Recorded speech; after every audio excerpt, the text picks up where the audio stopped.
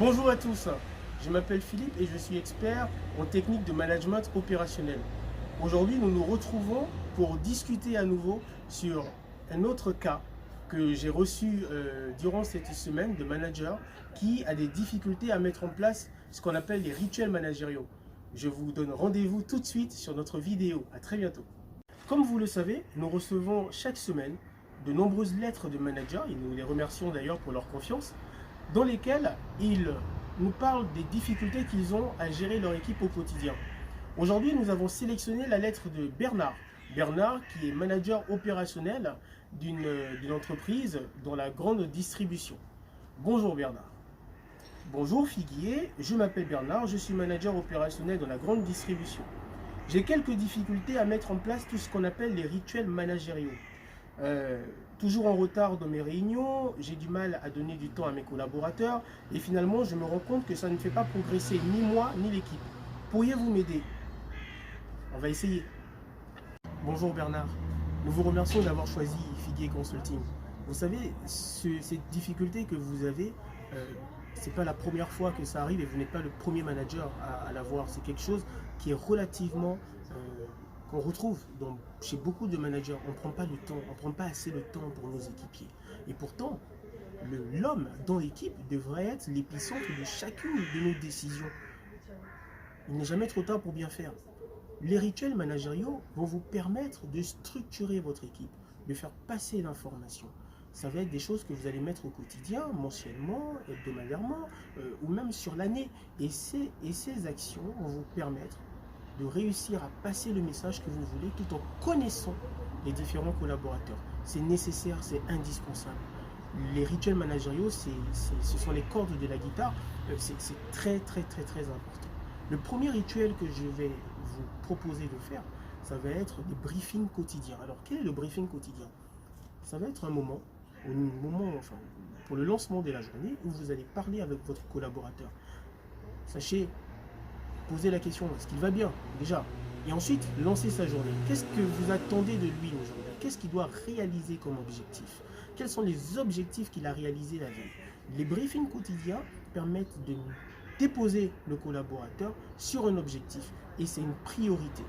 C'est rapide, c'est efficace. Un briefing quotidien, c'est 5 minutes, 10 minutes, 15 minutes, pas plus. Mais dès le départ, bonjour Étienne, comment vas-tu? T'as bien dormi? Oui, ça va. Ok, aujourd'hui, comme tu sais, on a une opération commerciale à mettre en place. J'aimerais que tu fasses ça. Est-ce qu'on peut se revoir pour 10 heures? Tu penses que 10 heures, ce sera bon? Oui, super. Allez, je compte sur toi. Et ça, c'est une base, une structure pour l'ensemble de chacune de vos décisions. Le briefing quotidien, c'est la première chose. Nous parlions tout à l'heure du briefing quotidien. Nous disions que le briefing quotidien, c'était efficace, c'était rapide et c'était pour la plupart du temps assez individuel. Cependant, certains managers, et ils ont raison de le faire, font des briefings d'équipe. Si vous avez l'opportunité de le faire, n'hésitez pas. En faisant un briefing, ça permet que l'ensemble de l'équipe ait l'information au même moment lorsque vous dirigez le briefing sur le côté collectif. Deuxième étape, vous avez la réunion d'équipe. Alors, nous rentrons plutôt sur un axe de rituel managérial collectif. Qu'est-ce qui va se passer? Vous allez définir cette réunion-là, c'est-à-dire quand est-ce qu'on la fait? Est-ce que c'est toutes les semaines, tous les mois, tous les 3 mois, tous les 6 mois? Alors attention, une réunion permet d'anticiper ce qui va venir. Alors je vous conseillerais de faire des réunions mensuelles. Les réunions mensuelles.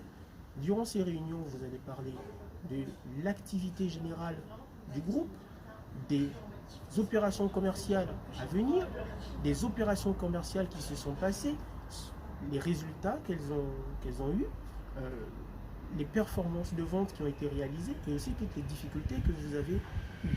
N'hésitez pas à faire parler vos collaborateurs parce que vous allez pouvoir, à travers leur dialogue, récupérer leurs sensations, leurs ressentis. Et c'est ça qui vous permettra de toujours prendre la décision la plus efficace possible. Alors, la deuxième partie, les réunions mensuelles. Deuxième étape, l'entretien annuel d'évaluation. Ouh, ça fait peur. Ça ne devrait pas. Au contraire, une fois par année, définissez avec votre collaborateur un moment. Ce moment est un moment privilégié, un moment d'échange entre lui et vous. Durant cet instant, vous allez définir avec lui comment il a vécu cette année. Quels sont les objectifs qu'il a eus? Est-ce qu'il les a atteints? Et pourquoi ne les a-t-il pas atteints? Et s'il les a atteints, félicitez-le. Dans cet entretien, vous avez la possibilité de vous dire tout ce que vous voulez. Mais surtout, vous aurez la mission de définir les véritables compétences de votre collaborateur. Cet entretien va définir la suite de sa vie dans l'entreprise. Ne l'oubliez pas, il est préférable de fidéliser un collaborateur en lui donnant une possibilité d'évolution plutôt que d'aller tout le temps renouveler votre staff en recrutant de nouveaux collaborateurs. Fidélisez vos collaborateurs. C'est très important. Très peu de managers aujourd'hui prennent le temps de fidéliser leurs collaborateurs. Nous sommes toujours dans une action où il faut la performance, mais on prend très peu de temps pour créer la fidélisation. Et ça, c'est une base. Avec votre entretien annuel d'évaluation, vous allez pouvoir dire à votre collaborateur, sur cette année, voilà ce que tu as réussi à faire.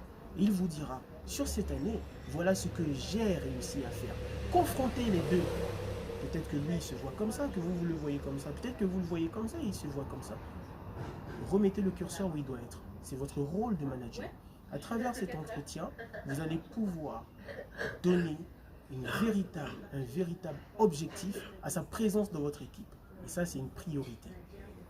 Puis, à la fin de cet entretien, vous définirez les futurs objectifs. Mérite-t-il l'augmentation ou pas? Pensez-y, c'est très important. Doit-il être félicité par vous, par votre N+1? Ne l'oubliez pas, tout ça fait partie des récompenses du travail et crée la fidélisation de votre collaborateur. Je ne le dirai jamais assez, fidélisez vos collaborateurs.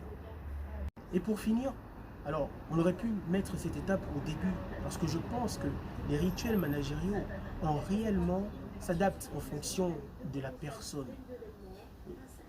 Mon expérience m'a montré que les rituels managériaux vont vous permettre de créer ce lien qui est indispensable à toute gestion d'hommes. Certains managers, et j'ai trouvé ça excellent, ont l'habitude de faire ce qu'ils appellent le tour bonjour. Ça veut dire qu'ils arrivent le matin et ils vont voir chacun de leurs collaborateurs. Bonjour, ça va? Bonjour, ça va? Bonjour, ça va? Ça, c'est un rituel managérial. Il y en a d'autres qui, chaque mois, vont payer pour leur équipe un verre en se disant, tous les lundis du mois, nous nous retrouvons avec l'ensemble de l'équipe pour partager une bière, pour partager un verre de vin, pour partager une activité, parce que ça me permet de structurer mon équipe, de se voir en dehors du monde professionnel et d'aller justement connaître les gens un peu mieux. C'est une base à la structure. Alors, cette dernière étape, elle est ouverte.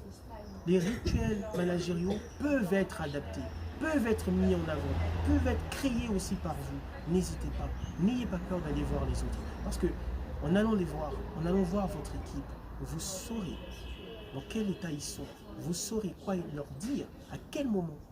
Et vous serez 10 fois plus efficace que quelqu'un qui ne connaît pas ses collaborateurs. Voilà. Je vous remercie pour votre confiance et ne l'oubliez pas. Pour toute information complémentaire, n'hésitez pas à nous retrouver sur figuier.com. À très bientôt.